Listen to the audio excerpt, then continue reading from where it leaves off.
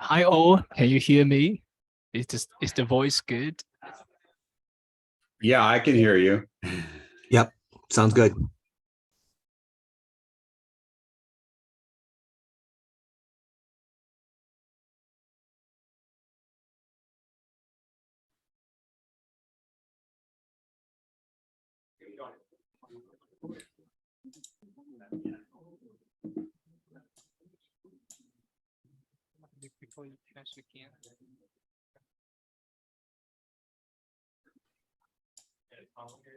Hello, hello, hello. Yeah, I think everything's fine. Hello, Professor Brownstone, can you hear us? Yes, I can. Oh, sounds great. Okay. Hi, Professor Brownstone. Yeah. Yeah, Professor. So you want the speaker generally to be within the camera view, or is it okay? It's totally fine. It's totally fine. Yeah, definitely fine. No, but this is the microphone. Yeah, this is a little microphone. Okay. Okay. Yeah. I think it picks up till about there also, not a problem. So yeah, to about here. Yeah, Just it picks up when you talk. yeah, definitely, no problem. Okay. Yeah, Professor, and then this I- is I tend to the be, right. yeah.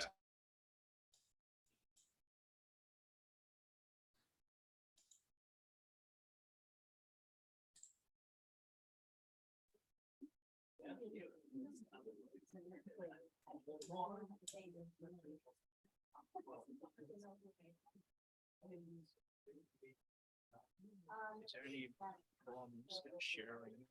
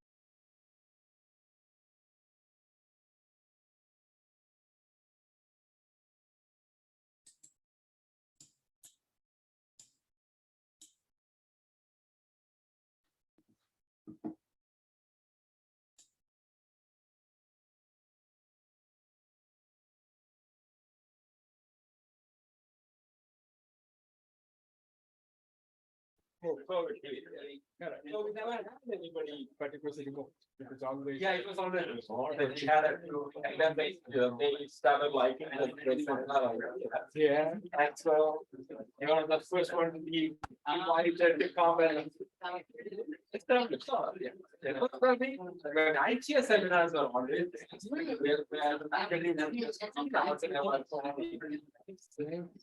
but that was yeah.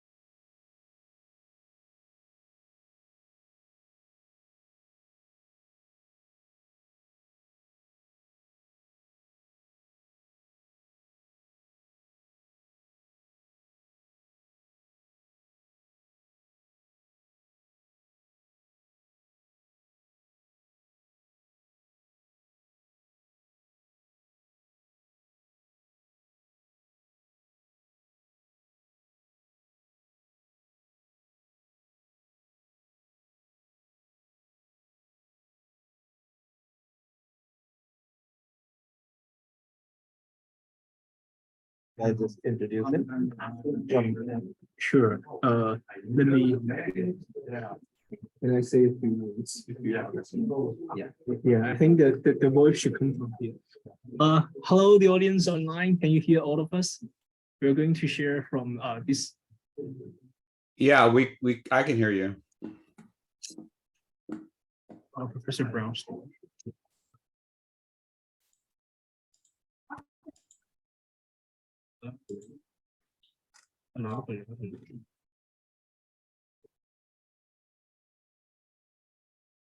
Have you tried this? Yes, automatically because in the notes. Yeah. Five technical issues. Yeah. We'll figure this out. You want that? Yeah, Jared, what's the problem? I think so. If we want to share using this podium, and then it keeps failing. So I'm planning to use my computer. Okay. So I think. So is the sound good? Microphone. No resources. Professor. That's the problem for the. It sounds good. I can hear it fine. How do you test the speakers and? You mean use this one? Wait, it has built-in microphones. Yeah, that's built-in microphone. Yeah, so it should be working. I think microphone should be working. It's just speakers. This is Try speakers. We thought we figured this out last week during the test run, but. I think And it was actually. No. But that was working fine. When I share the screen from this computer, and we keep scaling, so it's not from this. Really? Yeah. Yeah, it happened before, actually. Why was it not? Oh. Wireless issue? No.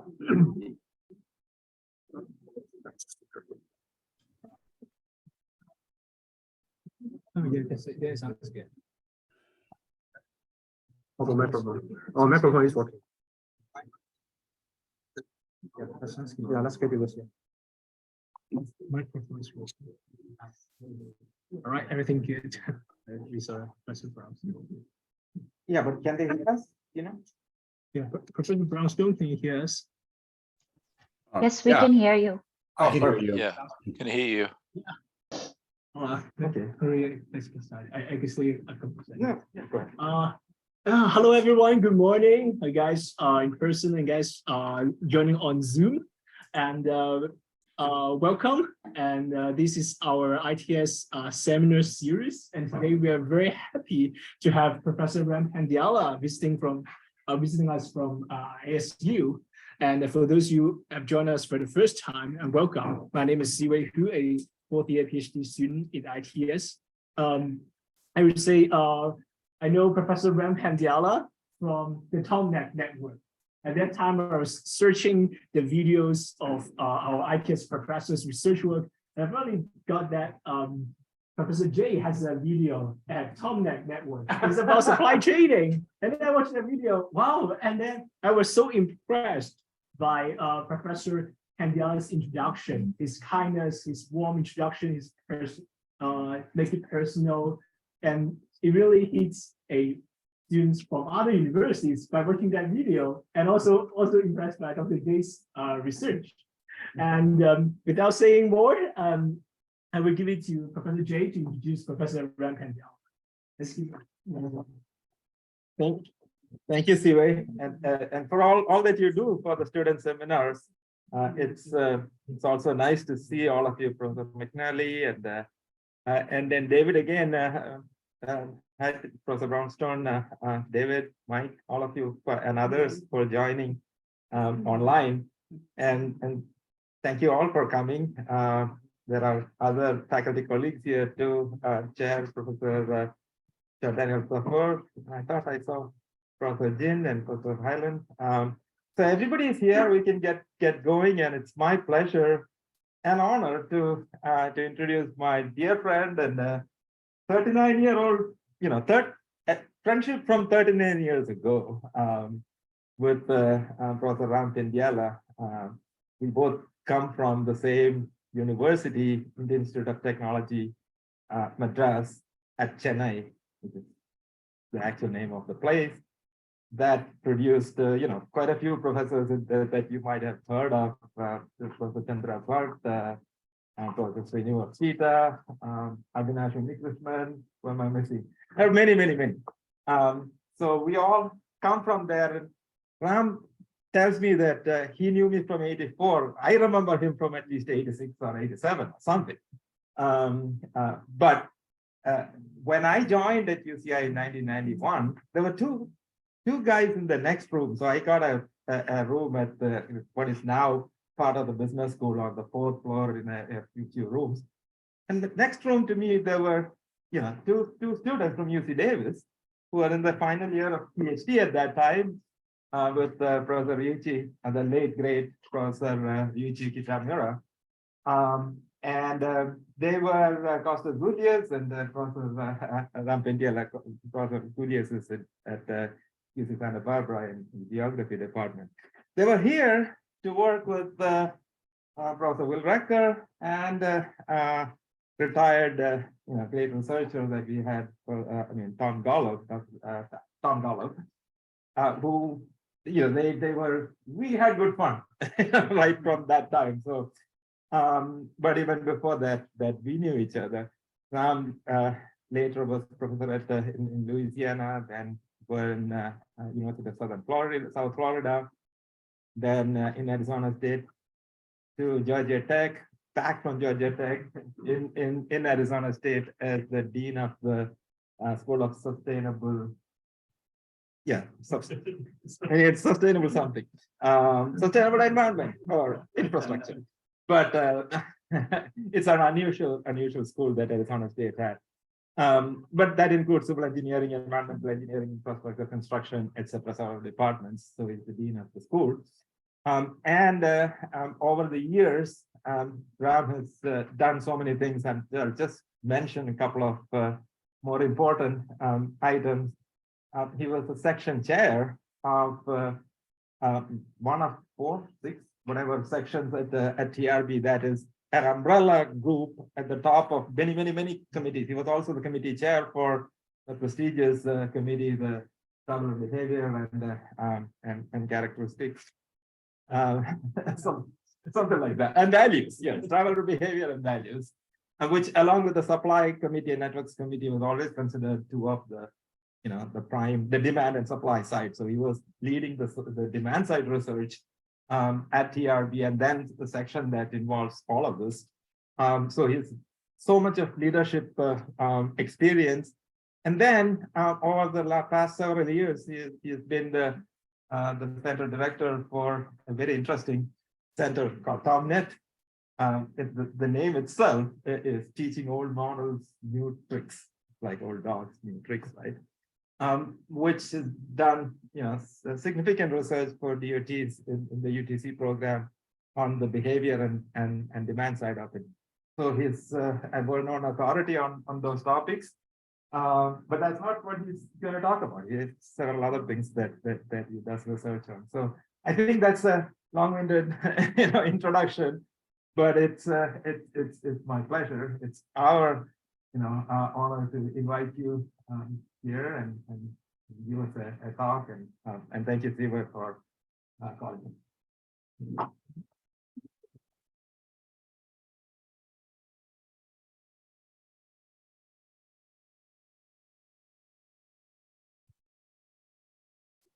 Oh, sorry.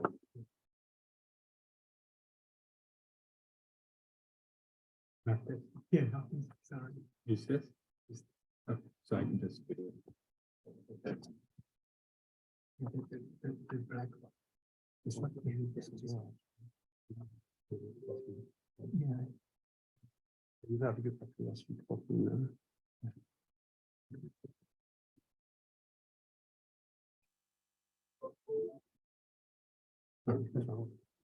Minimize the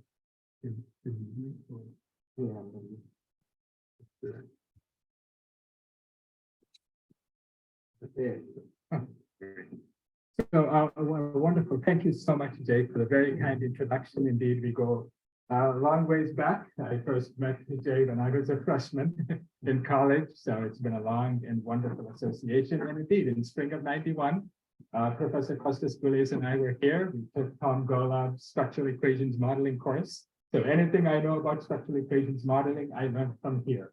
So it was a wonderful quarter that we spent here together with a wonderful group of colleagues, friends, and mentors. Will Recker, Tom Golub, and so on. So thank you for all of the nice words. So this research that I am going to present today does actually come out of our TomNet sphere. So the TomNet University Transportation Center is really aimed at trying to understand the relationships that drive mobility choices. What are those relationships that are driving some of the key travel behaviors that we see? The idea being, if we understand those relationships better, then maybe there is some hope that we can actually implement policies or systems or design systems in such a way that we can bring about the change that we would like to see.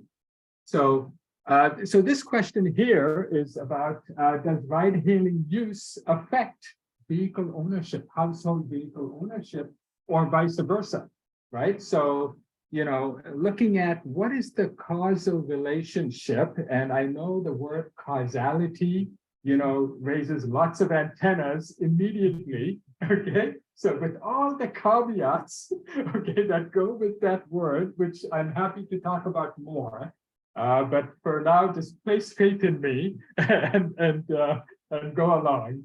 So we're trying to really understand what is the relationship between ride-hailing and vehicle ownership, because you'll see two different paradigms in the transportation realm, right? So if you look at all of our travel demand forecasting models, vehicle ownership is determined first, so to speak, right? You determine household vehicle ownership, and ride-hailing use is a mode choice.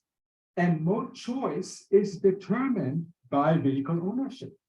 So the idea being that if you're a household with a lot of cars, why do you need to ride hail? You'll just use your own car, right? Which is very reasonable that, households with more cars will have less use of ride-hailing modes.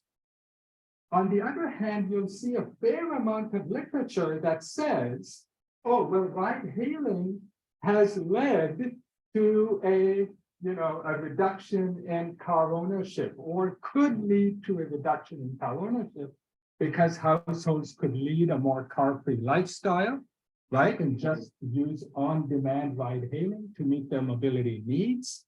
And so there is literature that seems to be suggesting that ride-hailing, the availability of ride-hailing and the use of ride-hailing could actually lead to a reduced car ownership, right?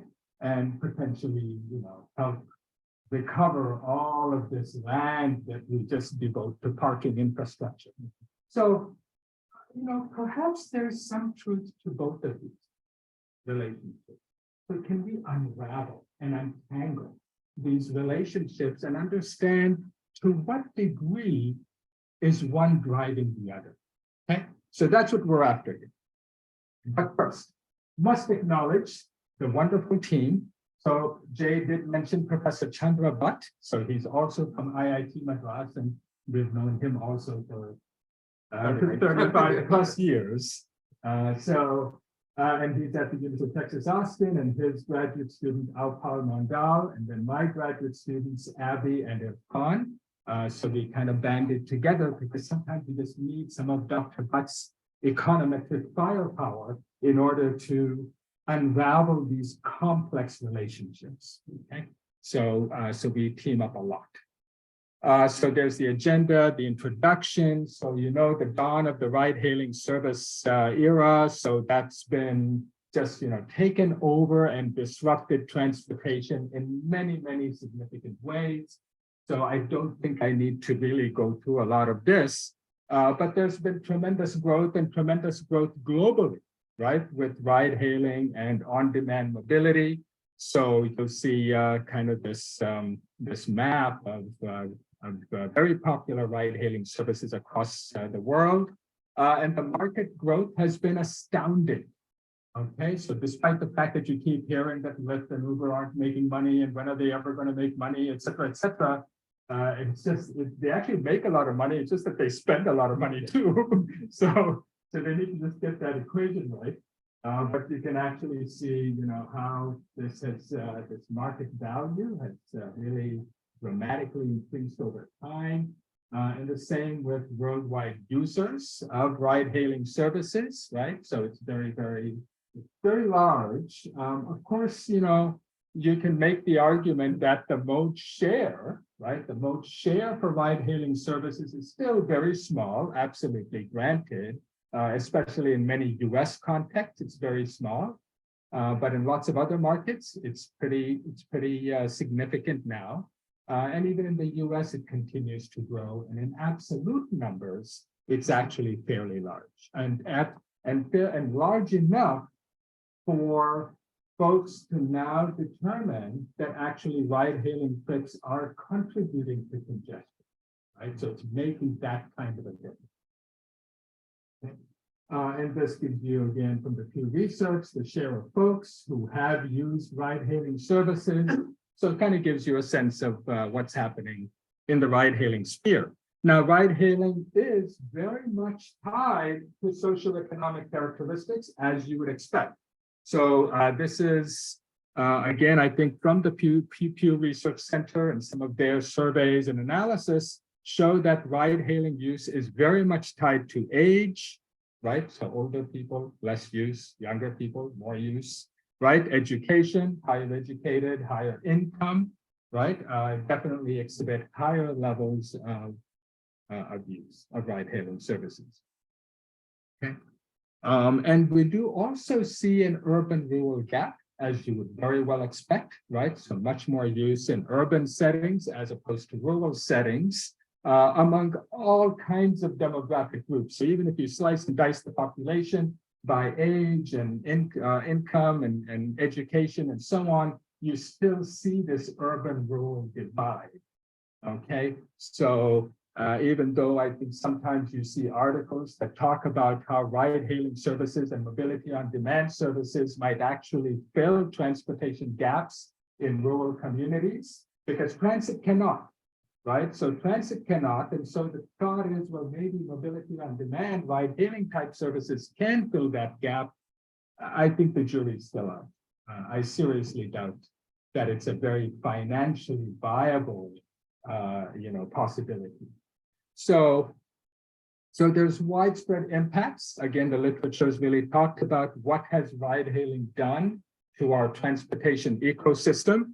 Perhaps there's some unintended consequences that come with some of these transportation disruptions. So, there's the one about Uber and Lyft, contributing to the decline of public transit, contributing to congestion in our urban areas. And Uber pollutes more than the cars it replaces. So, there's been that fair amount of coverage and press as well. So you just take the mixed bag of news with respect to ride-hailing services. And there's a ton of literature that's looking at ride-hailing use and what are the implications of ride-hailing use, both for cities as well as travel behaviors. So the one that so this is a small, little fraction of the world of ride-hailing. So if this is the solar system of ride-hailing, really, we are looking at that little thing, which is impacts on vehicle ownership. Okay, that's what we want to focus on because of this debate and hope that ride-hailing can actually lead us to the promised land of zero cost, right? So that's what we want to find out if that is truly possible. But there's a lot of other literature on who uses ride-hailing services. the implications for induced demand, VMT, vehicle miles of travel, et cetera, et cetera. Okay? So feel free to read all that literature on your own. So the question is, will ride hailing lead us to a future of less vehicle ownership? And I think you can. Yeah, so previous studies have suggested an inverse relationship, right? So there's an inverse relationship, more cars, you don't have to use ride hailing, so, or the other way around. So really just trying to understand what is this relationship. And again, as I mentioned, the travel demand forecasting models pretty much across all the MPOs in the United States, they assume you determine vehicle ownership, and that's going to determine your mode choice for various trips, trip chains, et cetera, et cetera. Okay. But it is often postulated, again, that ride hailing could lead to reduced levels of private vehicle ownership and a more car-free lifestyle. And in fact, here is a study by some of our wonderful friends, Susan Shaheen and so on at the University of California, Berkeley, okay, where they looked at impacts of transportation network companies on vehicle miles traveled with a focus on 3 markets. And the 3 markets they looked at, well, 2 are in California. So Washington, DC, Los Angeles, and San Francisco. So they looked at those 3 markets, that's in the fine print here. And you can actually see what their analysis yielded, okay? And their analysis showed, right, that using ride-hailing services contributed to a 2.5% shedding of vehicles per passenger. Okay, so per passenger using ride-hailing services led to a 2.5% reduction. So that's a vehicle shedding. Vehicles suppressed. So that is, in other words, vehicles were not even purchased. So that is vehicle suppression. And the vehicle shedding is where you have a vehicle and you've just kind of given it up because now there's ride-hailing services.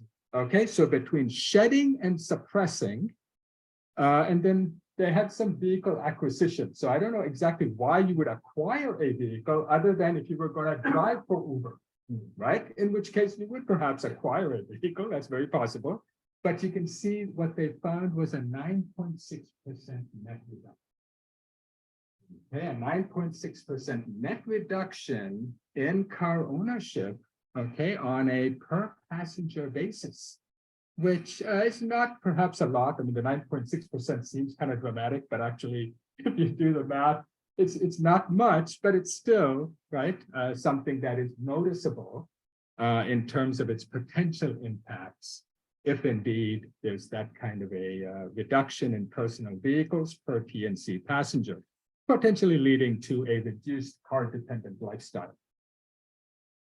The trends in vehicle ownership, of course, don't demonstrate anything. So if you look at just aggregate census data, okay, we are actually at a point in time, okay, so here's 2021, okay, so we are actually at a point in time where the percent of households owning 0 cars is the lowest in history, okay?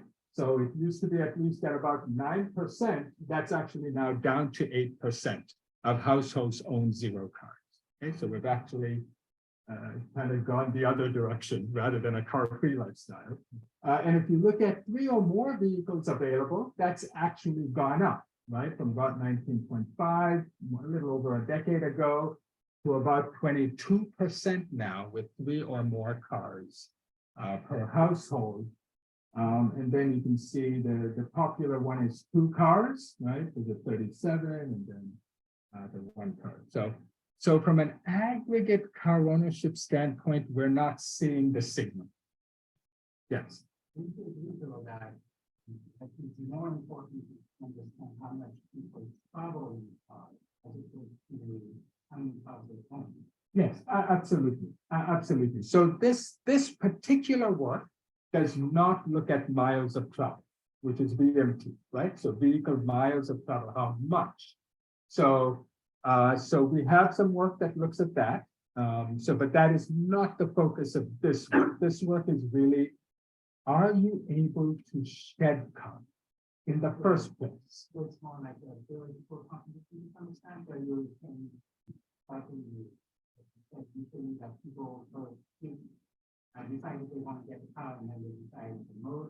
what's the name of the operating?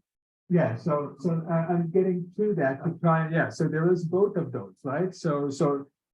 Indeed, right? So there's models that tell us this, right? Vehicle ownership affecting ride-hailing use. And then there's this postulation, ride-hailing use affecting vehicle ownership.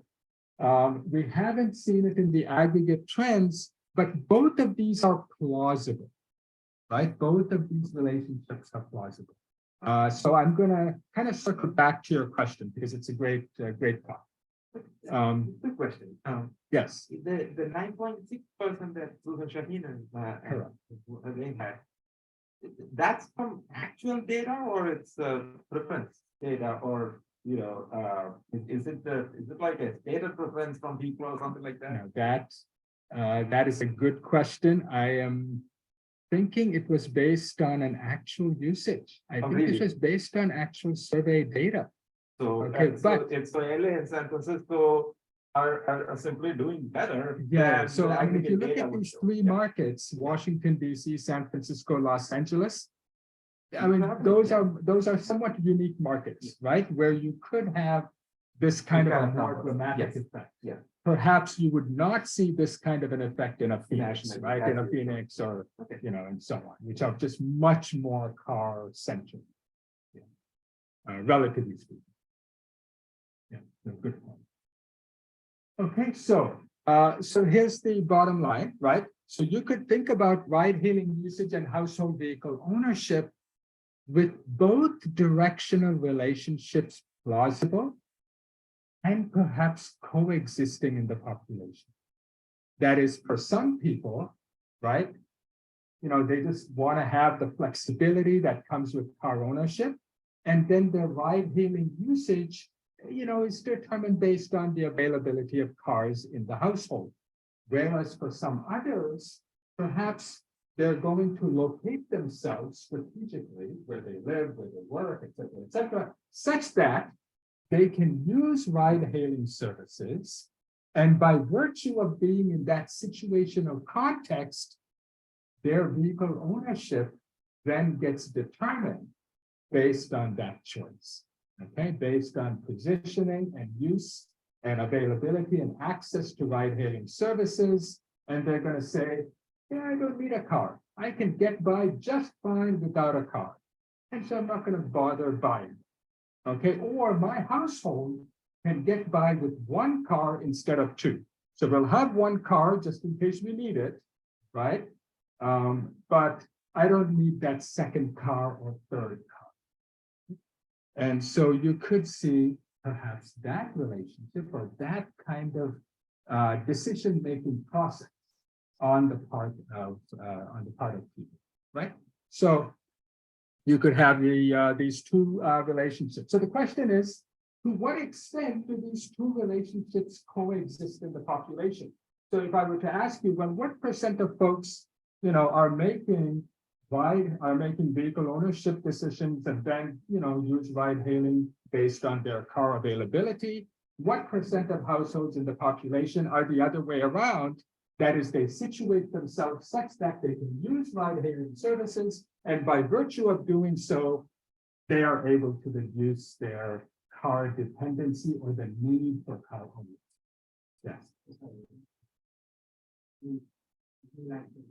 But is there a missing piece here in the sense that right efficiency it's actually destroyed factory in another city, right? So maybe when you look at the big picture, of course, households to figure permanently, but we also need to look at what happens to other mobility providers, vaccines, transit. It seems like that's kind of missing, right? Because it's part of the whole picture. Yeah, correct. No, absolutely. So these are great points and great thoughts. So here we are just looking. So it's a very focused look at the behavioral decision making within households. So it is very much focused on that. So we actually have a completely separate paper, which is under revision, which is what has been the impact of ride hailing on transit use. So we do have that coming out fairly, hopefully with the revision coming up. Yeah. So indeed, there's so many of these dimensions, and it's really how many dimensions can we simultaneously model? It just becomes very, very complex. So this is much more straightforward because there's a little bit of this twist, because it's not just about modeling the relationship in a certain direction.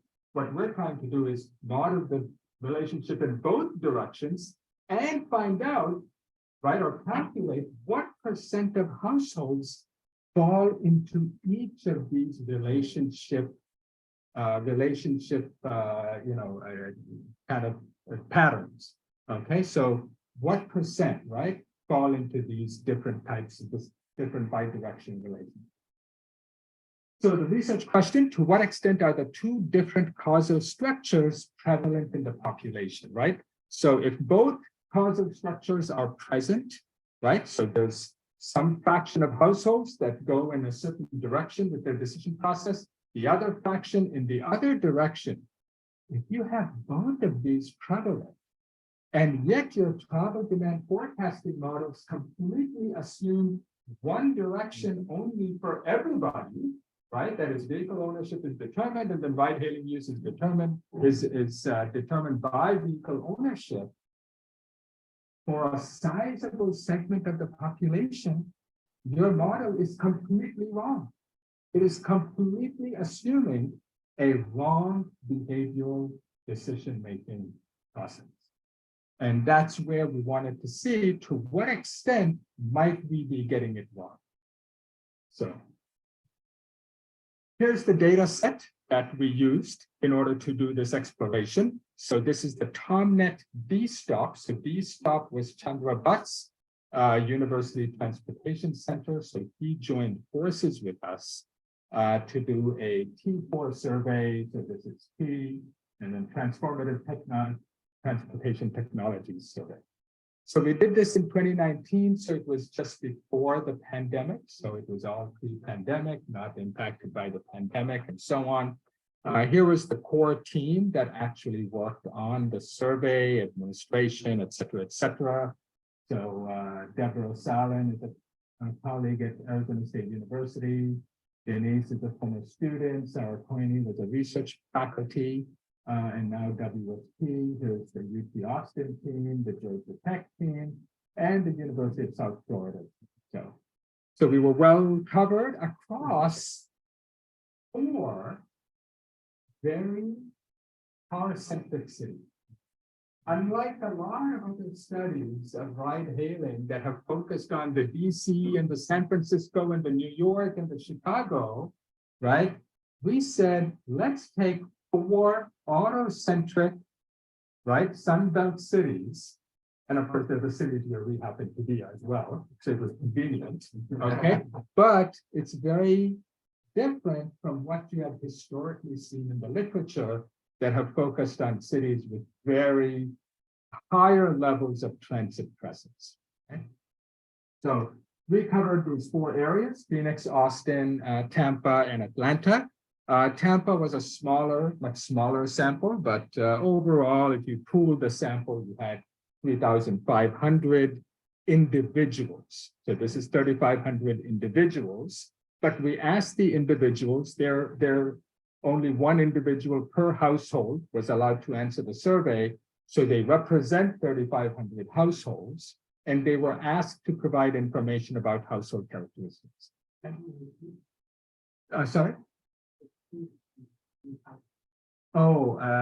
So it is a multi-recruitment methodology. So one is we actually do mass mailing. So we do mass mailing of paper information. The second is you actually buy email databases from commercial providers. So there are lots of commercial providers that actually have massive email databases. All of us need some sort of a digital footprint every time we order something, we sign up for something. And so these companies essentially, and you never probably read the privacy policy, but generally you can be assured that your information is being shared with partners. Okay?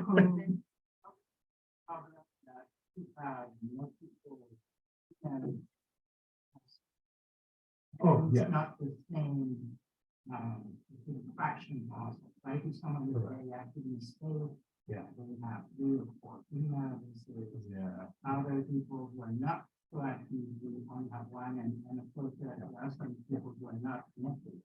And so this is not perfect random.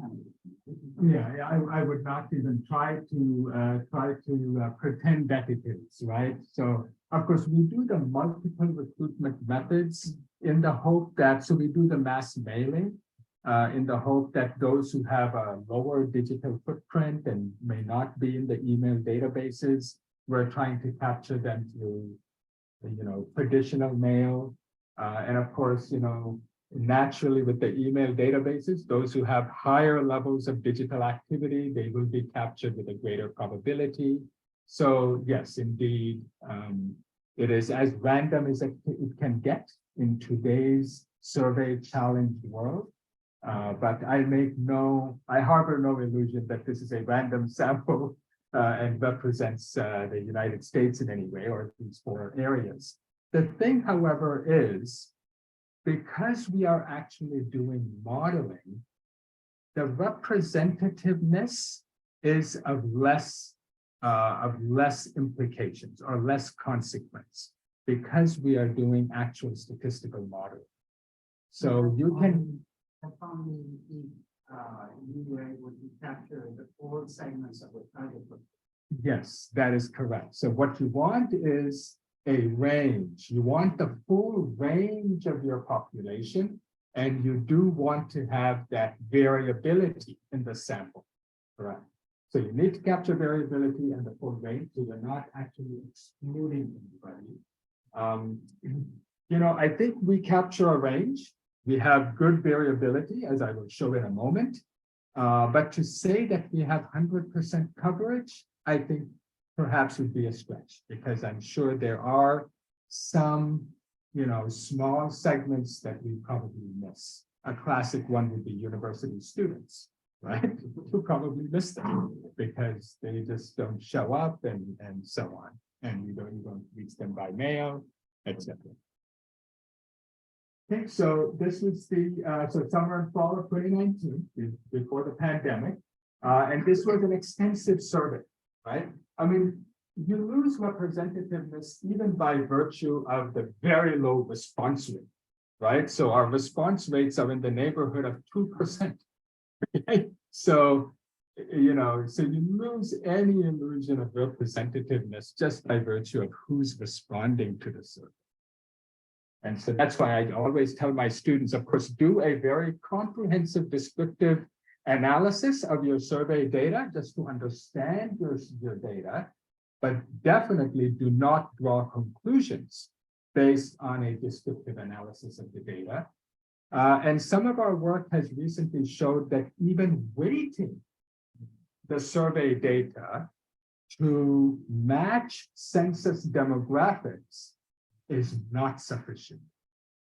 In other words, you can match census demographics by weighting the survey data, but you have no idea as to what the population attitudes are.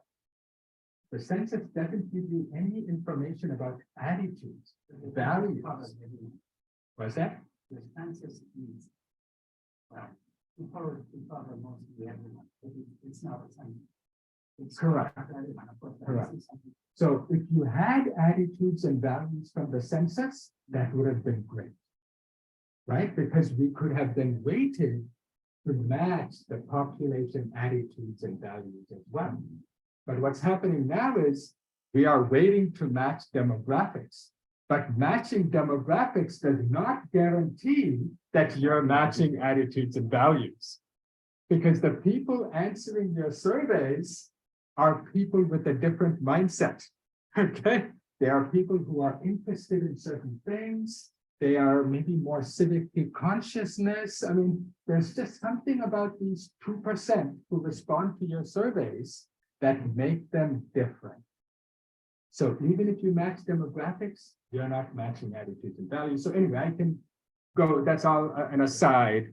But just to tell you that we fully recognize the limits that come with survey samples. And that's why the big interest in big data and so on and so forth. But surveys remain a mainstay for a lot of the travel behavior research we do. So this survey captured a lot. So here are the survey sample characteristics, just to give you a sense of what the sample looks like, and maybe to give you some comfort that, you know what, the sample doesn't look completely out of whack.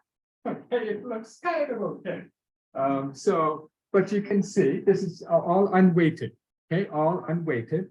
And so you can see a little, a little higher with female, but a good range on the age categories. Again, we're just looking for a good variability, a good range, and you don't want a terrible skew. Okay, so the same thing with employment status, reasonably okay, right, with respect to these percentages. A little bit higher educated, right? A little bit higher educated, exactly what you would expect with surveys, right? Who responds? The higher educated. Okay, we've found that consistently. Race, reasonably what you would expect, and driver's license, very much what you would expect. So not very inconsistent. Oh, sorry? It's not Hispanic. It's kind of race. Other. It's not a race, right? It's an additional. Yeah. It's also, Yeah. So I think they got kind of mixed into other and white. So. But Hispanics have to do with the language people use. Yeah. No, totally. Yeah. But it's also No, I'm sure we have it. I think just for the sake of this descriptive statistics, we just added them into one of these, but we actually do.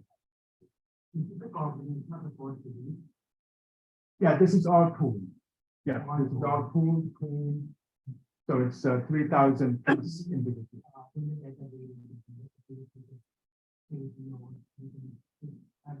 So will affect that impact that have happened in the state or different. Correct. So, with these 4 cities, there's not a lot of variation in terms of laws and regulations. Taxes. Okay, so just think about this, okay? These are the 4 states we're talking about. Arizona, Texas, Georgia, Florida. Trust me, that's as homogeneous as you can get. And I say that with a lot of love and affection for all states, because I lived in 3 of them. Okay, so so I don't think that is a very significant player in this context. If I was looking at Washington, D.C., New York, Phoenix, perhaps things are somewhat more different and heterogeneous in that sense. Yeah. Okay, so here's the income distribution.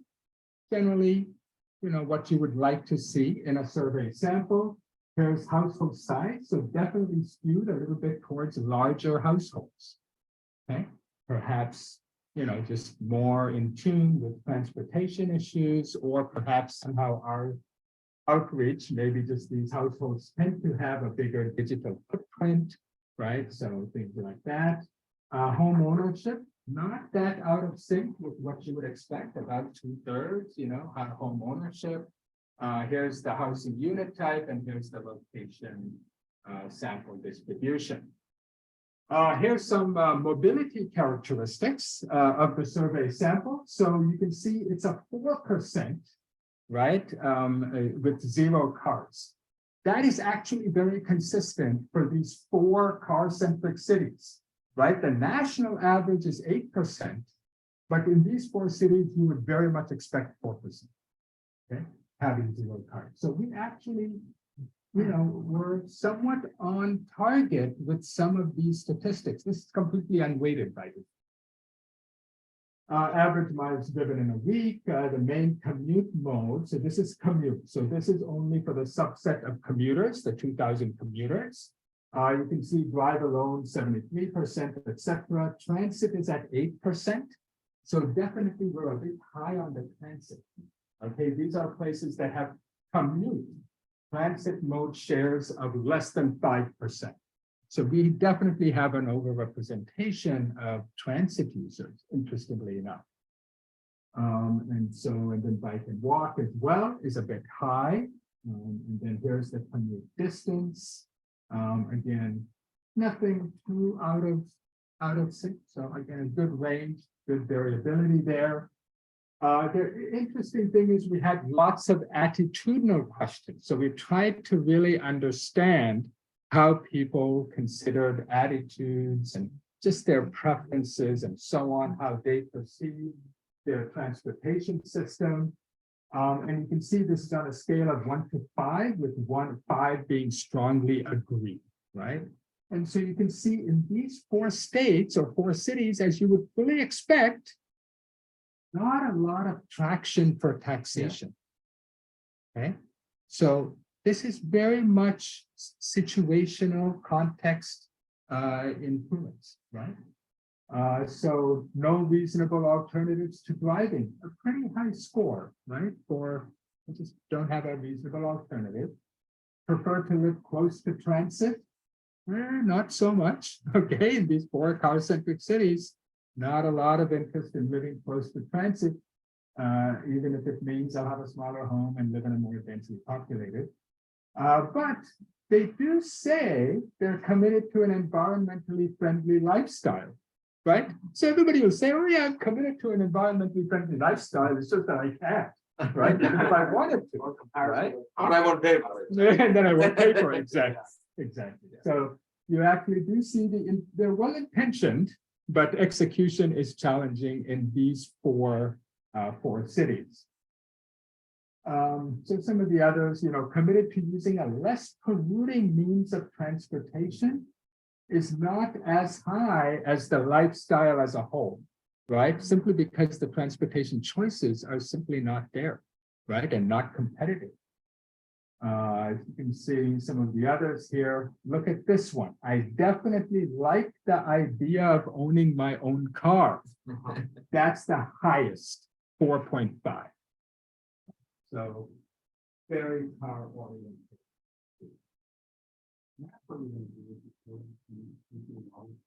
What we're going to do? Oh, he wants the model. Yes.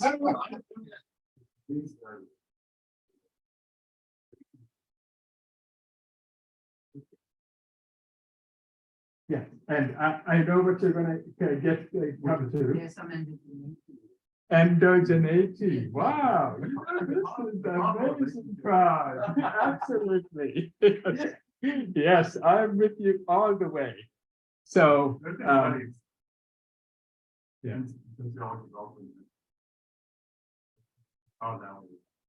Yes. I don't know if you read our paper on that. I read my own paper. So, yeah, so the question is, do attitudes affect behaviors or do behaviors affect attitudes, right? And so in our other paper, which actually looks at this bi-directional kind of relationship and tries to unravel, we actually find behaviors affecting attitudes or shaping attitudes more than attitudes affecting behavior. Okay, so again, all of those caveats, fully on in tune. Yes, absolutely.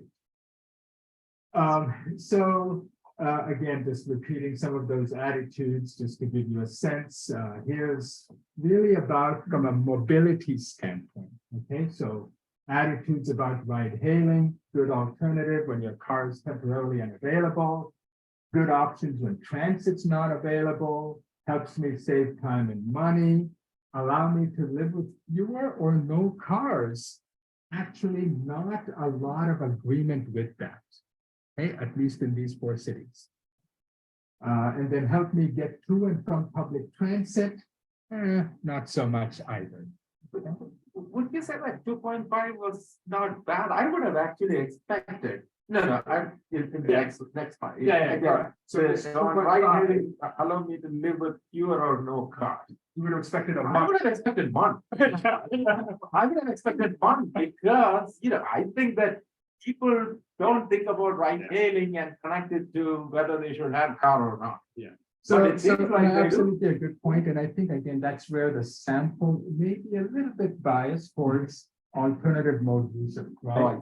And that's where I showed these two, right? So transit at 8%, bike and walk at 9%. So I think this may be a little more of a sample that is somewhat in tune with alternative mode. They at least know of the existence of them. Thought about it. Try to perhaps use alternative modes if at all possible. Okay, and that's why I think we see a 2.5. And that's why descriptives should always be taken with a grain of salt, especially if the descriptives are based on an unweighted sample. Okay, but I'm just trying to give you a sense of what our sample has, just for that. So anyway. Here's also ride-hailing attitudes, too expensive. So they are considered expensive. So that's kind of a high score there. But here's the one, ride-hailing service availability affects where I choose to live, to work, or go to school. Not really, right? So access to ride-hailing is not quite a consideration in where people are choosing to live. Again, it could be later, because maybe they can't connect it yet. Yes. So it may come, yes, Yeah. it may come down the road, absolutely. But in any, so it's all good points, and I think, we're trying to capture some of these perceptions and to what extent those perceptions are impacting some of the choices people are making. All right, so looking at the variables of interest. So these are just the two variables we're looking at. Yes. We're going to go back to the list question. I have a question. You ask any question that could reveal whether this the option will lead to more things or lead to to not make it more, or which questions could help us to understand that, because this reduces demand actually impacts it. So yeah, that's a good point. I'm pretty sure the survey does have a question asking whether the availability of ride hailing, did that, lead to you making more trips than if the service was not available. We haven't looked at that question here. Let me just say that in general, it's very modest, right? So if households already have cars, there's no more induced demand that is created by having ride-hailing services, right? Because they already have on-demand car transportation. So there's nothing more that ride-hailing would induce. So the question is ride-hailing inducing trips among the carless, right? So if I take that small fraction of households that has no cars, so now does ride-hailing induce trips for this small fraction of households? And in these 4 cities, that fraction is so small that the overall impact of any induced demand is just very modest. So here's the 2 variables of interest, and you can see the ride-hailing usage. So on a weekly basis, about 4.1, but never is 38%. Never is 38, rarely 40, monthly 15. So it is actually a good split in terms of usage patterns. And then you can see vehicle availability defined in terms of vehicle sufficient, vehicle deficient, and 0. So 3 categories. Okay, so 0 vehicles, you have just no vehicles. Vehicle deficient is where you have, less than 1 auto per adult in the household. Adult being defined as 18 plus. Yeah, so I think we debated that over and over. Finally, we just went with adult because the correlation is almost 1.0. Yeah, so I mean, it's just so correlated. So it really made no difference. But finally, we just went with adults because sometimes, you know, the driver license, you know, information was missing. So we just.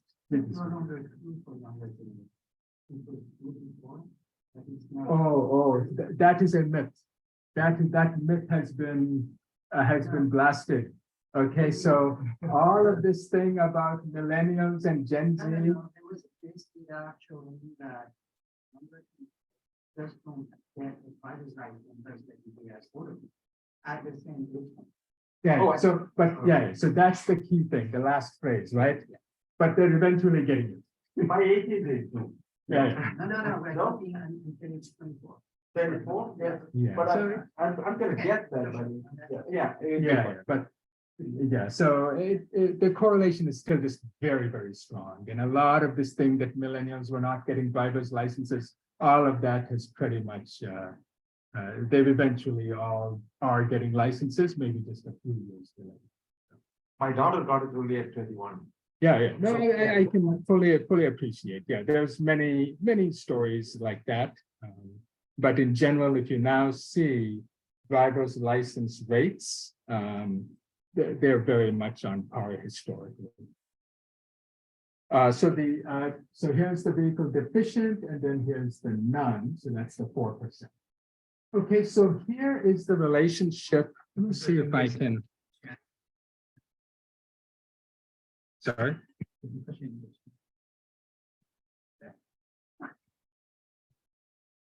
Okay. So the household structures primarily tied to vehicle ownership and mode use. Did the study consider that? Absolutely. So absolutely, we do look at socioeconomic characteristics. Yeah. Okay. Like the survey that consider the Republicans or No. So like attitude for like the Yeah. climate change and Yeah. So we tried to capture that through the attitudinal statements, right? The attitudinal statements hopefully captured some of those inclinations. Yeah, absolutely. Yeah. So you can see the bivariate relationship, right? So here's that the individuals who reported having no cars, right? And you can see, right, the yellow and the green is higher levels of ride-hailing use, right? And you can see large percentages there using higher levels of ride-hailing more. Now here's vehicle availability, whether it's deficient or sufficient, right? You have vehicles in the household, and you can see actually a dramatic shift, right? As soon as you have cars available, you're using ride-hailing much less, okay? Except there is some difference still between deficient and sufficient, right? So there's lower levels of ride-hailing frequency among the sufficient households, vehicle sufficient. But the difference between these two is rather modest. It wasn't as dramatic as we might have expected. So maybe households are fairly effective at car sharing, okay, when they are deficient. But it's only when you have no cars at all that you see this rather dramatic difference. So what role do attitudes play? So I have a whole bunch of slides. I'm going to just knock through these only to give you a good sense, right? And Michael, great point about which direction is it? And we absolutely have a paper on that. That's under revision as well. Yeah, so that's going to probably come out. And it's really, do attitudes affect behaviors or do behaviors affect attitudes? And very much use the same methodology. So what role do attitudes play? So lots of bivariate relationships, and you will see very discernible patterns. Very discernible patterns. It's just amazing to see some of this, right? So I'm committed to using a less polluting means of transportation, and you will see those who agree use ride-hailing more. So you can just see this pattern, right? You can see that pattern with increasing levels of ride-hailing with an inclination towards using less polluting means. Same thing with vehicle ownership. just a beautiful pattern, right? The more you're committed, you can see the less vehicle ownership, right? And this just keeps kind of showing that kind of pattern. I think this one is about, oops, sorry. Is there a way to? Yeah. Yeah, click more. Oh, there we go. Yeah, let me just hide it for now. So everybody online will get back to you. So this one is about public transit being a reliable means. If you consider public transit reliable, you see how that pattern goes.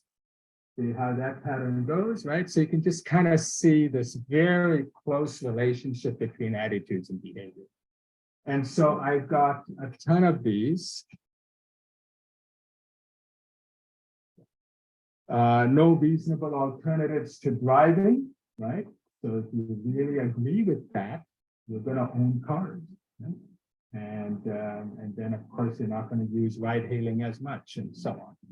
So a lot of this. So this is, people who prefer to be a driver. They like to drive rather than just be a passenger. And again, you can see very, very well structured patterns between attitudes and behaviors.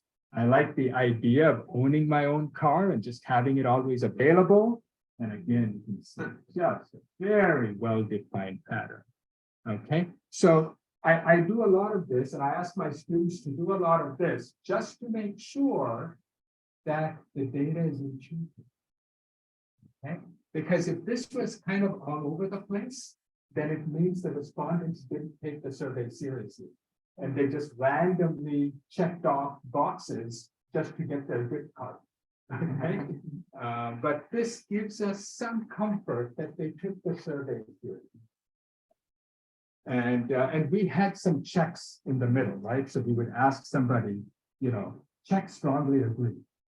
So we had these check questions every here and there just to make sure they're paying attention, right? So you have those.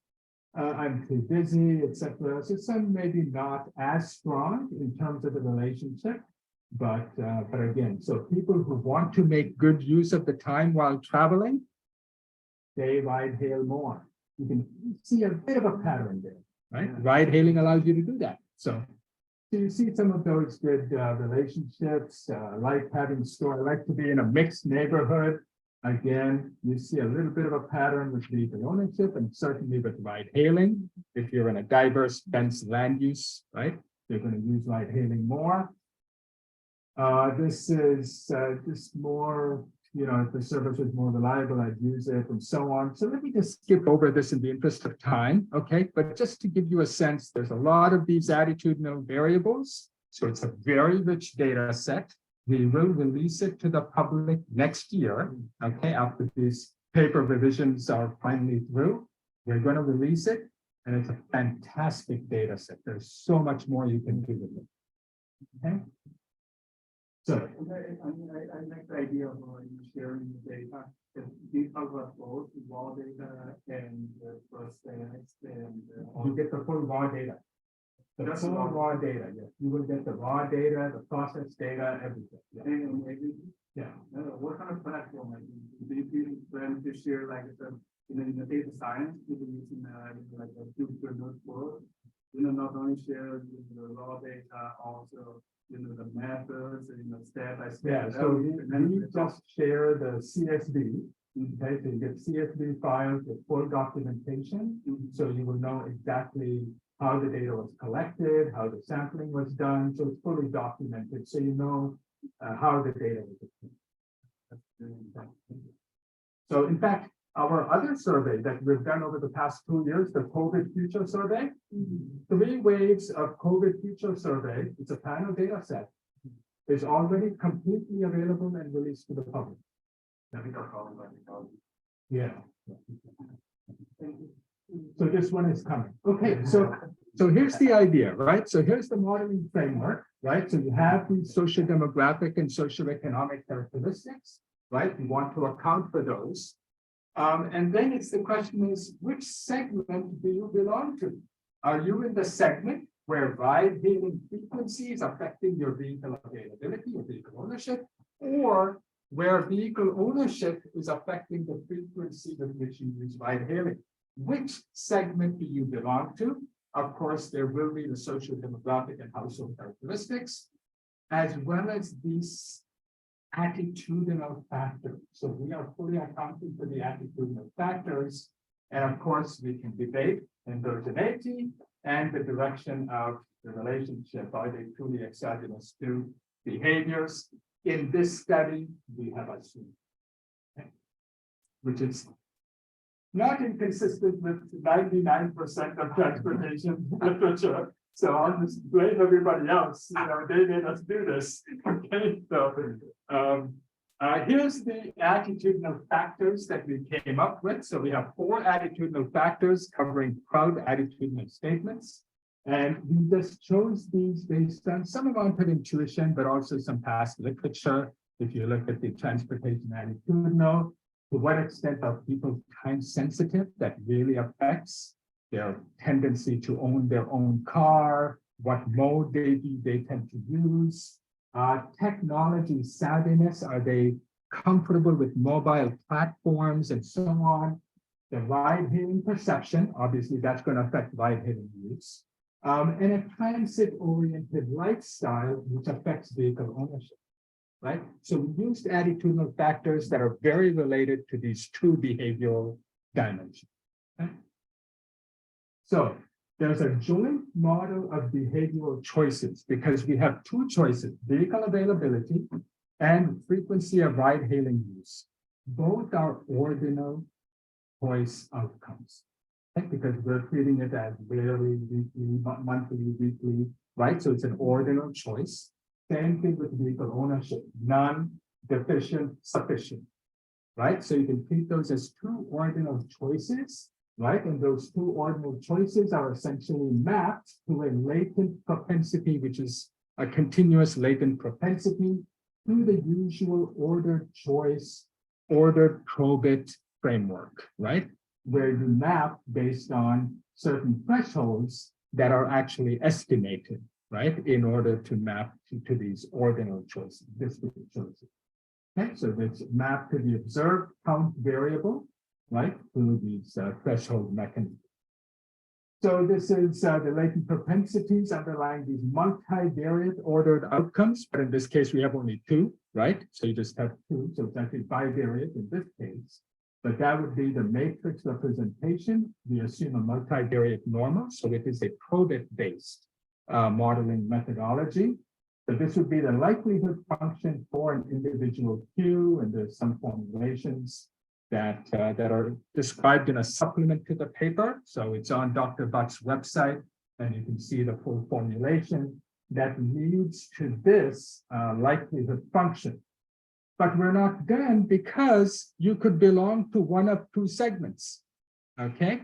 So we need a latent segmentation model.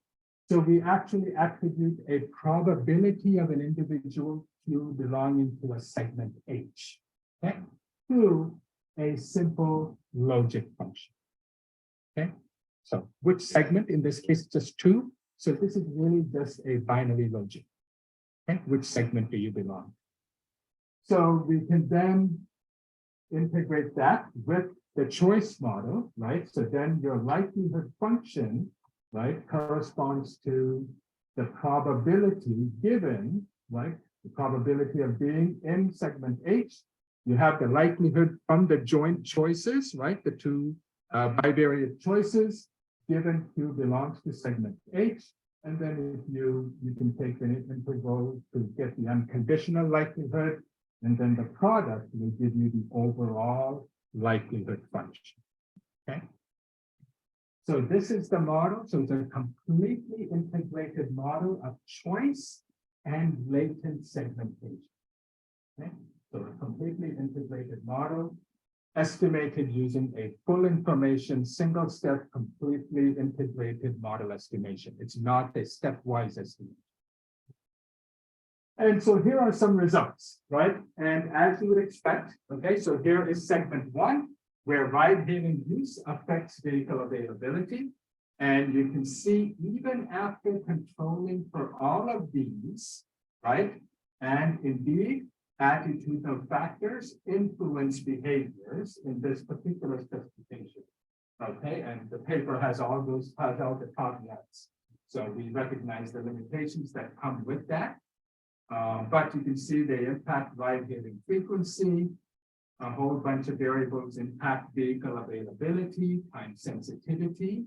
You tend to own more vehicles, right? Transit-oriented lifestyle, less vehicles. So this color coding represents positive to negative. Positive to negative.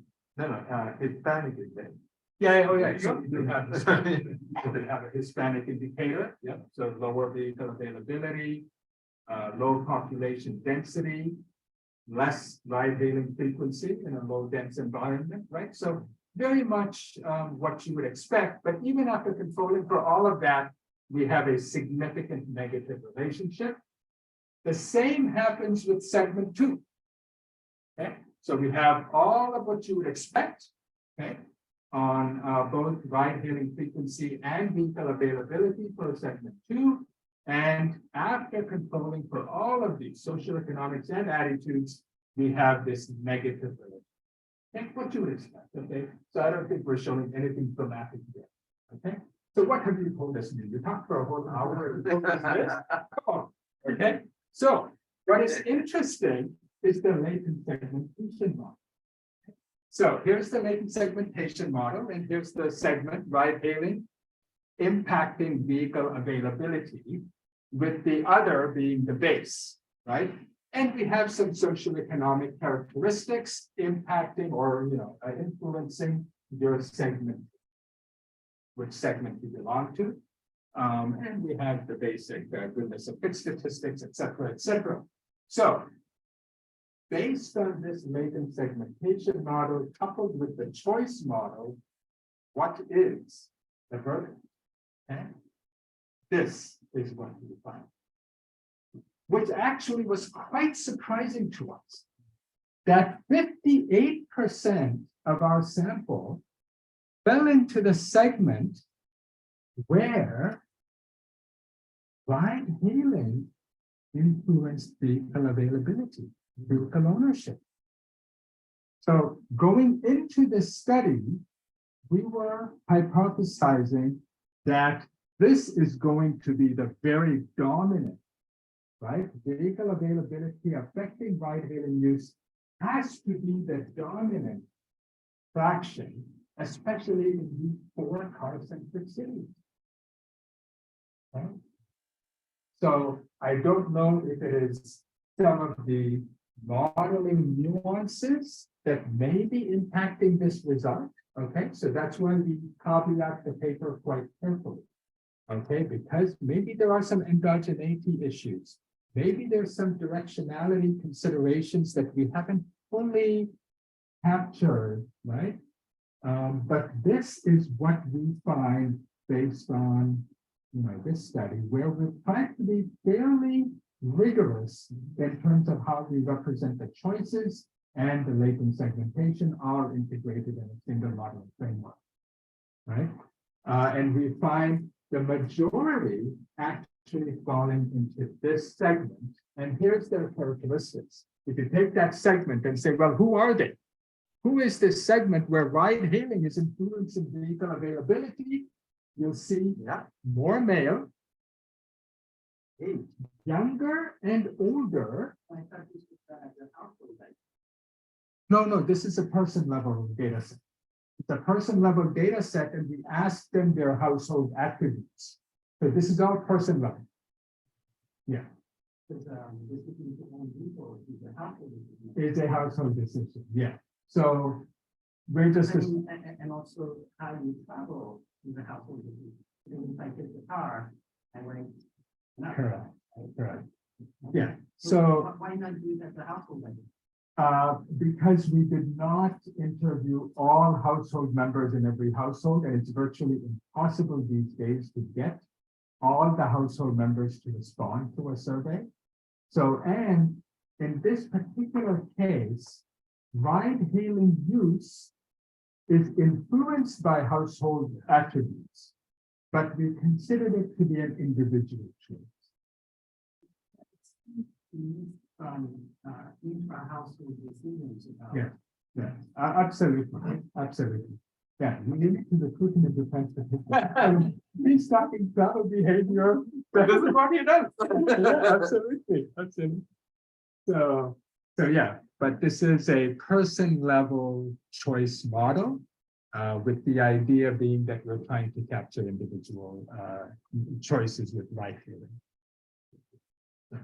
But if I may comment on your surprise that you expected that the second group would be more. Yeah.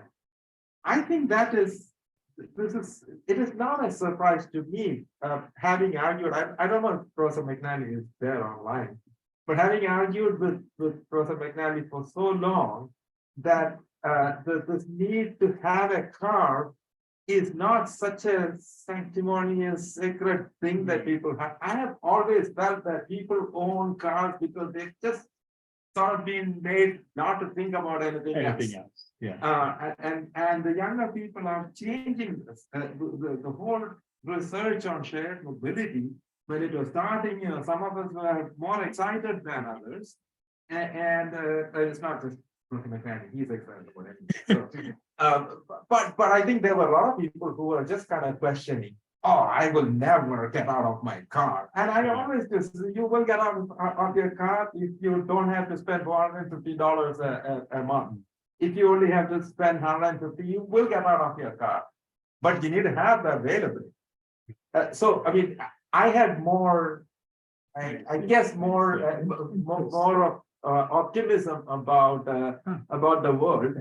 And that is coming probably from the younger generation who share everything, and who are in the shared mobility world, and for them, car is not the end of the world. Perhaps, and indeed, for some of them, I think ride-hailing has made it possible to not necessarily have to spend money where they don't have it.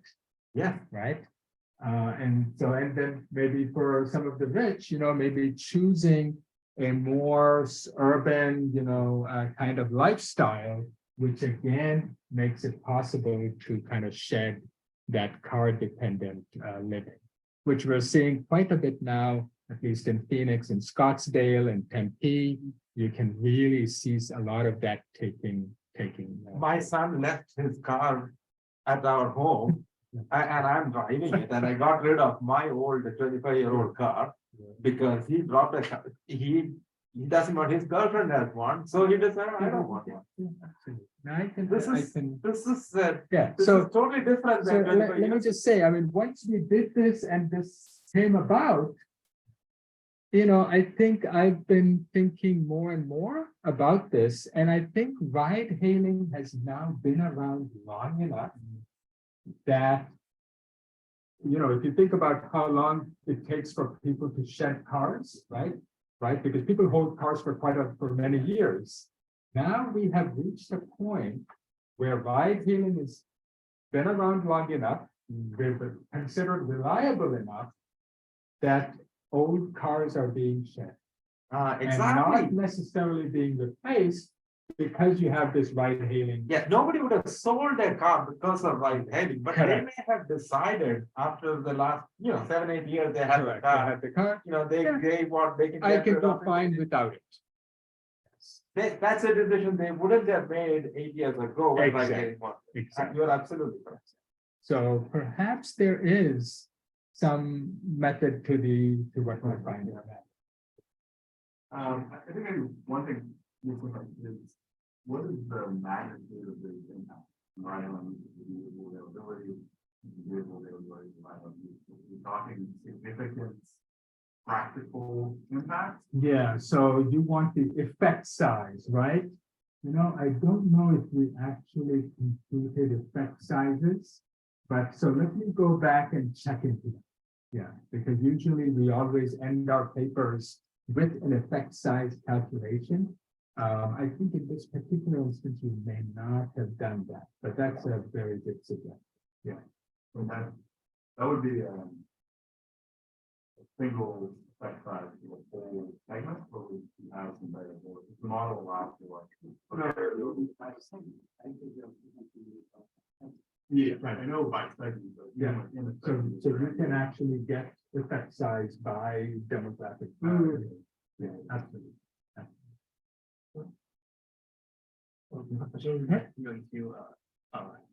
I have 2 minutes. No, For 5 minutes. Okay. No, I think we're there. So wonderful.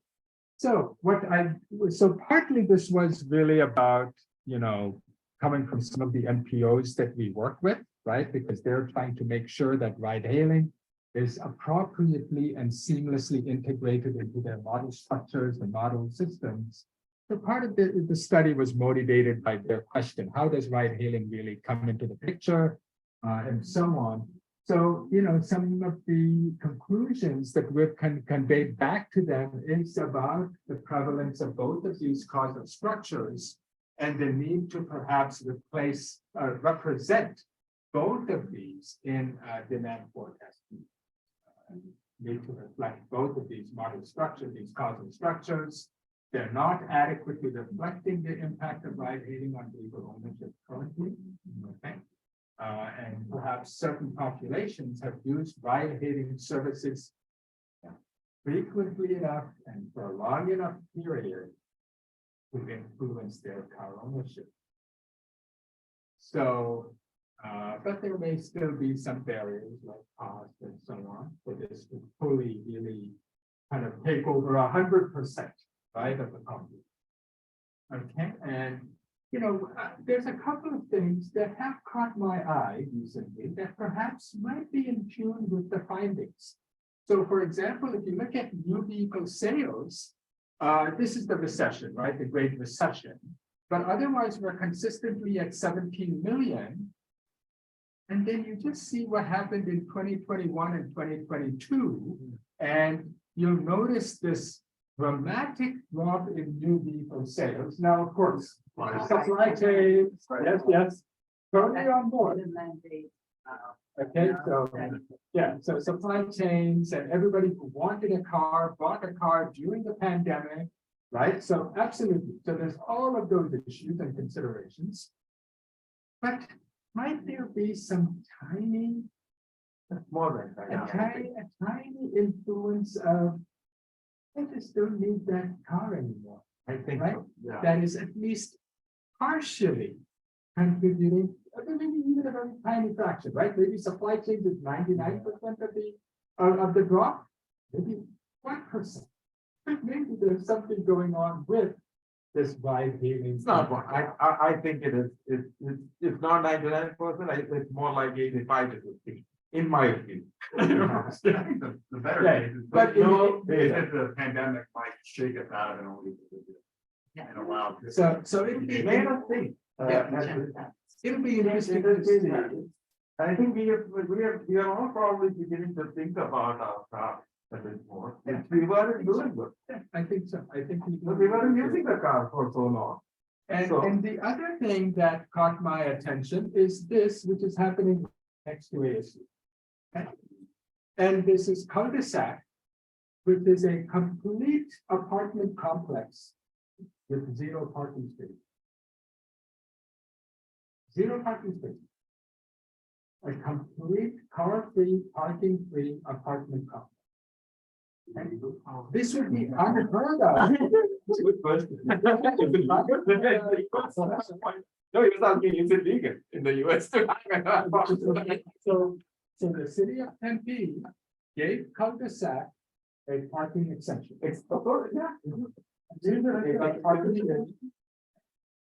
And so this would be unheard of 10 years ago.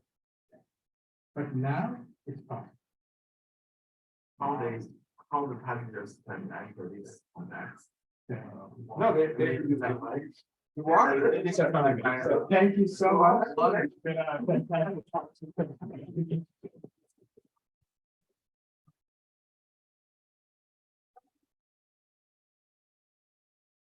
In the living model, you have mentioned two different statements from how we do I shown and I share everything available. Yeah. What if there is another segment where those two does not happen? Then what would be the perfect? Do you think that would change the values? You know, that is certainly plausible. We did not consider that segment, right? So you would actually have another choice model where you have these bivariate choices, but they're not influencing one another at all, right? So the social demographics influencing one, social demographics influencing the other, but the two of them don't influence each other at all. That segment we did not consider. Okay, so we forced everybody into one of these two segments. That could be an interesting exploration. Yeah, that people usually are in much more debt and cannot afford to buy cars, so it might not actually affect the people cannot afford to buy cars, so the ownership is probably not sometimes. Again, I'm just thinking of these 4 car-centric cities. I'm thinking that segment is likely to be rather small, even if it existed. Again, it's the nature of the context that might influence the size of these segments. Is it Portland, Phoenix, a huge IT city? So I would assume there will be like a high population of willing to use for these people around that region where people will be buying cars as much as they would to. So right there, Okay. Good point. Well, yeah, well made. Something for us to think about.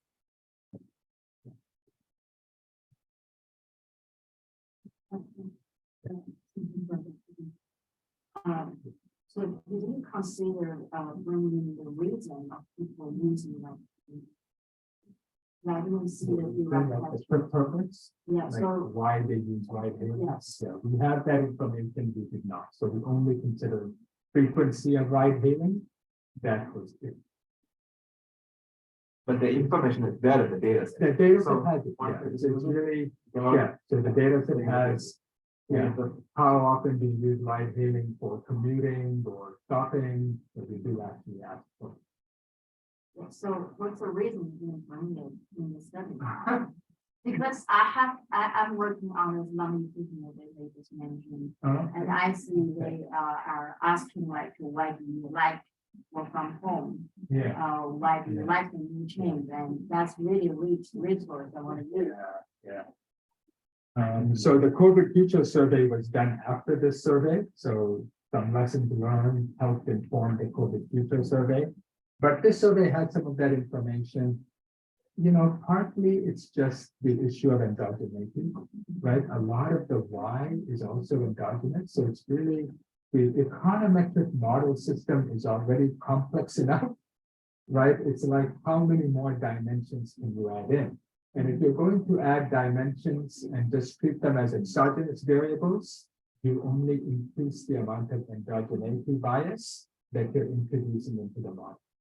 So it's kind of this delicate balancing act. How many dimensions can you reflect? How much endogeneity bias are you willing to tolerate? For the reason I'm mentioning it because I think for some people using right knowledge is unnecessary. Service program because they are, like you said, zero harm and affordability. There's other affordability. For instance, when you drive the car, you like have to do something else. So yeah, good point. Good point. And I think we do note that in the paper as well, that some of the motivations for using ride-hailing could be very different, right? So that's, yeah, absolutely.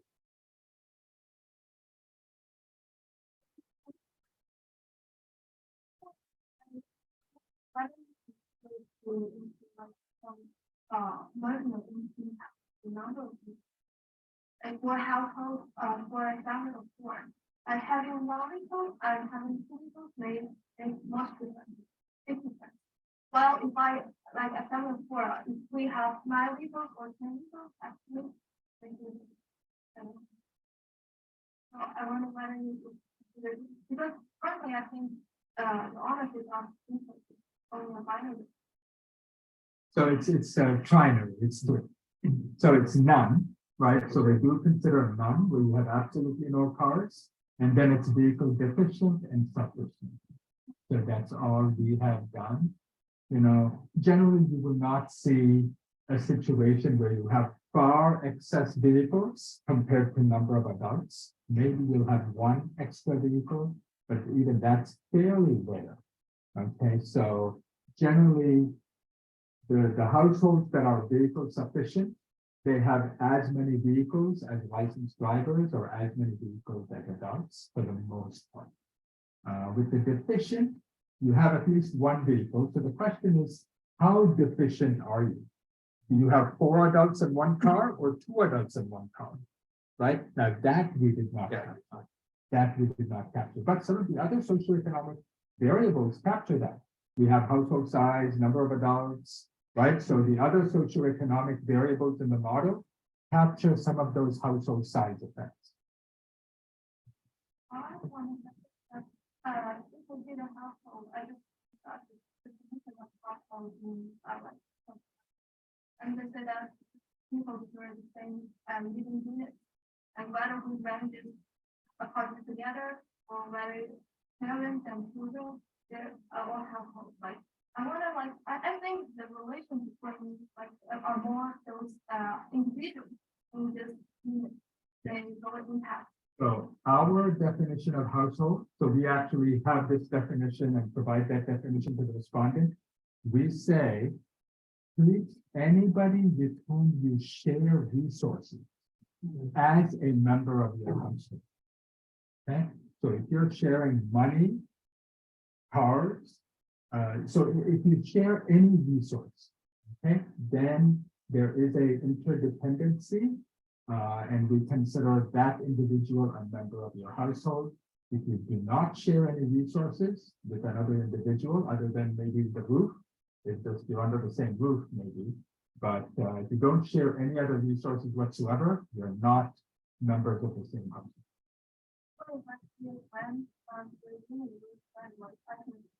And sometimes I have a car, and I can take you to your work. Yeah, so you're sharing resources. But actually, not like Correct. Yeah. But I can use the resource with your assistance. yeah, like you can borrow. Right. Yeah. So that would involve resource sharing. Yeah, that is considered now you're kind of you're a household. Yeah. Or at least that was the interpretation we explained to people. Now, how they characterized it, we're not sure. So some of it is separate.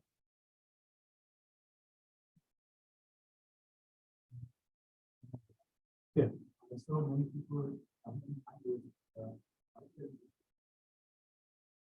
So how do you extend even if one is not, but they do not know that this is not.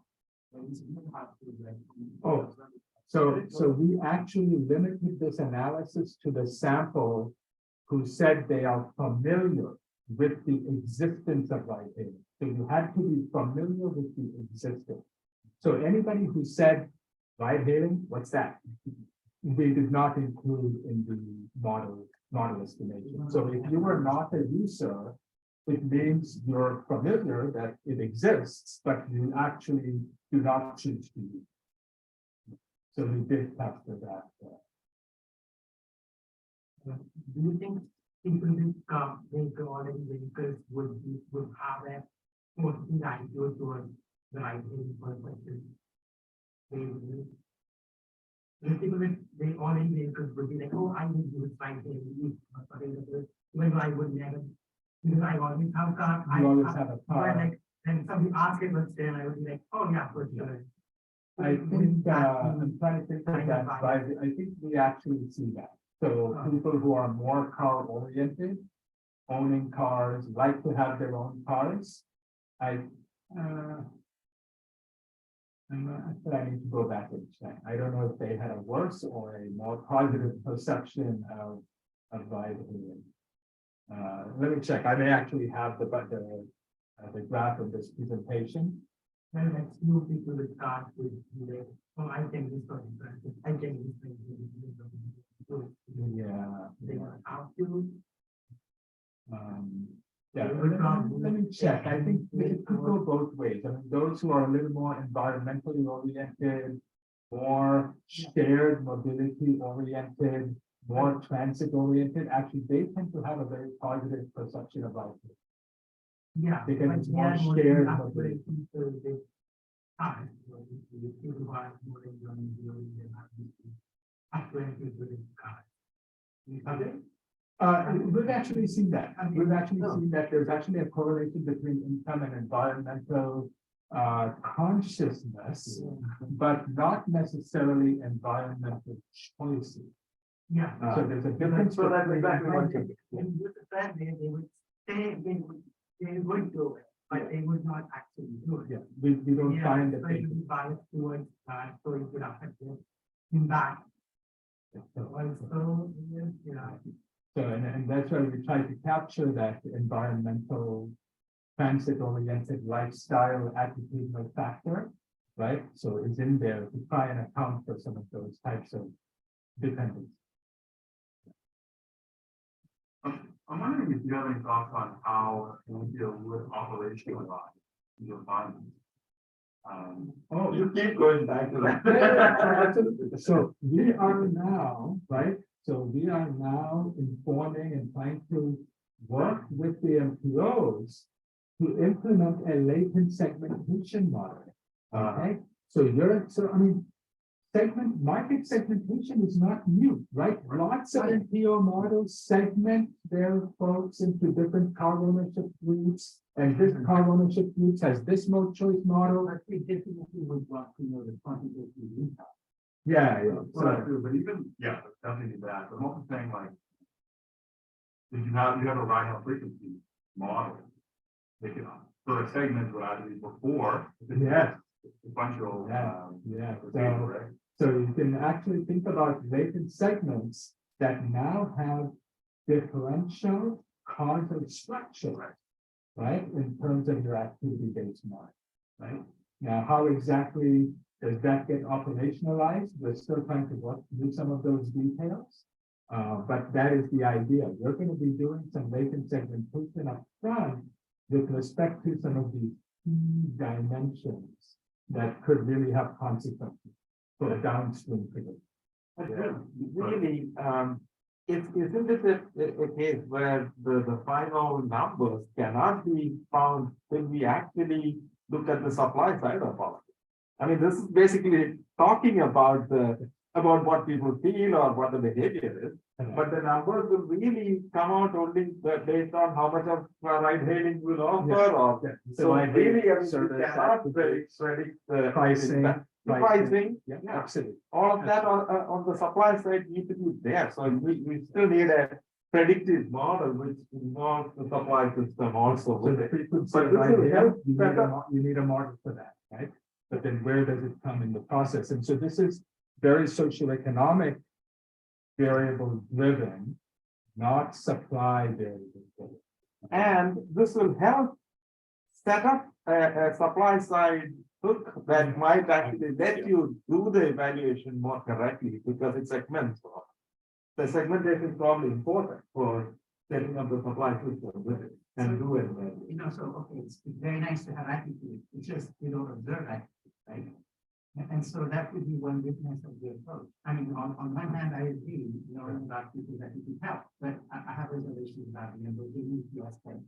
Correct. So if you go to any MPO model, That's why MPO models. they don't have anything. Yeah, they don't. Yes, It's they not don't. something that Yeah, you yeah. observe. So you're forecasting 30 years in the future, you Yeah. might make a case that behavior is impacting how. Yeah. I don't think it's one of you guys. So, but however, if you go and listen to Professor Pat Mockbarian, beloved Pat Mockbarian's most recent presentations, she had a series of presentations, and that was the whole reason for the existence of ComNet, was how can we incorporate attitudes into transportation demand forecasting practice. And so she is really done now a series of work with some of her students that's really demonstrating how we can try to make attitudes mainstream in transportation models and stuff, with potential forecasting as well. Yeah. I'm actually more positive about it than Yeah. I think. So usually I think it's probably. we get a lot of skepticism, When but I lived in Chicago, I didn't own a car. I was very anti-car and I moved to Irvine. I have a child. I use an SUV. Now my attitude has completely changed towards personal vehicles and SUVs. It's popular experience. My behavior. Yeah. so the behavior- It's a case of attitude, that that's to certain behavior. You may have behaved slightly differently if you had a different attitude to start with. You may have got to it. Or a Hummer. Yeah. You may have done good. So maybe the attitude is still important. If we can properly identify what is attitude and what is behavior, and I think that's probably what Pat is going. Well, yeah, Then I think it has that. Yeah. Ecological theories. And habits. Shall we add on to that? Shall we release the crowd on Zoom? yeah, we should probably,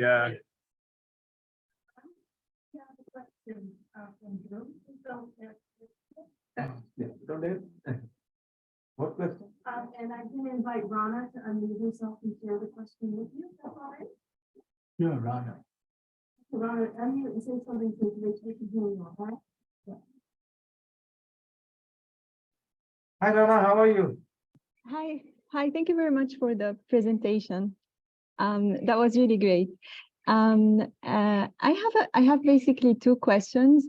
The first one is related to the modeling approach adopted in this study. So I was wondering how does it compare to estimating two separate choice models, one for vehicle ownership and the other one for using ride-hailing services, and then doing some type of evaluation based on the estimated coefficient. So I think you can do that. You can estimate, one model on the entire population, estimate the other model on the entire population, see which one looks better, the coefficients make more sense, less sense, which one fits better, and so on. I just think that is still not a very rigorous way of capturing heterogeneity in causal structures, right? So you're still going to make a choice as to which relationship you're going to adopt, and you're going to adopt that for the entire population, which again just doesn't capture the heterogeneity. So this approach that we took with the latent segmentation, and you capture both directions simultaneously prevalent in the sample, was meant to capture that heterogeneity. So that was the whole idea there. And your other question about results of the study generalized for cities with similar characteristics and transportation system. Certainly, I mean, if you think about other very car-centric cities similar to these 4 cities, I think it could be transferable. But you have to notice that all 4 of these are very metropolitan, areas. Okay, so they somewhat are similar from that standpoint. If you go to, I don't know, Kansas or someplace, it could be very different. But similar areas, perhaps it could be transferable. But it's a good idea to try and collect survey data within the region and really estimate a native model in that region. Thank you, Rana, for joining. Rana Okay, thank you very much. Thank you, Rana. She's a student. Thank you. Thank you. with that, shall we end the seminar? And if you have any questions, you could follow with Professor Ram. Happy. Thank you. Yeah. Thank you. And we have a thank you note. Oh, wow. Thank you so much. Really appreciate it. Great to be back here after so many years. Thank you. Oh, I get one more? Yeah, I forgot. Oh my God. You got it. Professor will take care of that. Okay. And so guys, if you don't mind, we could take a group picture together. Yeah. Oh, that would be wonderful. Professor will take care of.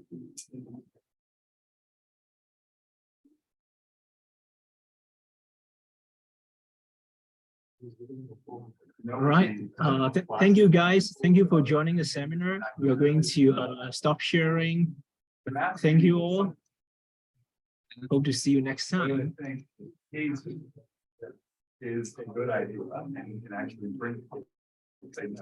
Yeah. But any people, any person.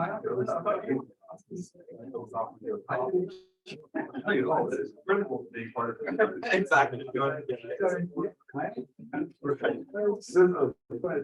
Very.